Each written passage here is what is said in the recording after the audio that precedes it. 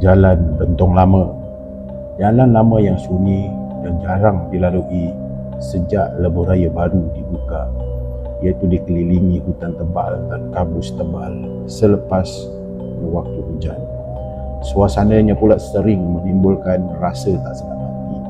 Oleh sebab itu, ramai pemandu mengelak untuk menggunakan laluan ini lebih-lebih lagi pada waktu malam, kerana dikisahkan yang masih diceritakan hingga ke hari ini, kisah lori yang tak pernah sampai ke destinasinya.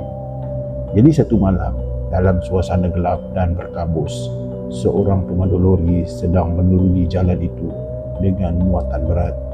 Dari jauh lagi dia dah nampak sebuah lori yang berwarna biru dengan catnya yang pudar berkarat di pintu, dan logo tentera itu pula hampir hilang.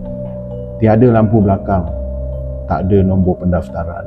Lori itu meluncur perlahan-lahan seolah menunggu sesuatu. Ketika kenderaan itu melintas betul-betul di sebelah lori tersebut, pemandu lori itu terlihat sosok di kabin, duduk tegak memakai topi askar lama. Tapi di sebalik cermin depan yang retak, kelihatan dua titik merah menatap ke depan hanya bergerak. Jadi selang beberapa minit kemudian, melalui cermin sisi, bayangan lori biru itu muncul di belakang. Tapi yang peliknya, lori itu tiada bunyi enjin, tapi lampunya kekal mengikut rapat. Tidak jauh, tak juga dekat.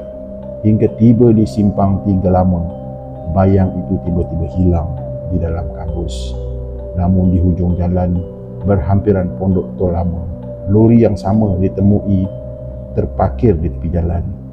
Enjinnya senyap, pintu kabinnya terbuka sedikit, tetapi di dalamnya kosong, kecuali sehelai topi askar lama yang tergantung di steering. Penduduk sekitar kawasan itu percaya itu lori tentera yang terbakar pada tahun 1988 dan pemandunya tidak pernah selamat untuk keluar dari laluan itu. Dan sehingga kini, pemandu yang lalu di kawasan itu pada lewat malam, kadang-kadang mereka akan terdengar bunyi enjin berat datang dari belakang. Tapi bila mereka melihat ke cermin, jalan di belakang kosong. Dan mereka kata, kalau kau dengar deruman enjin di belakang kau di Jalan Bentong Lama selepas waktu tengah malam, kau hanya boleh teruskan memandu.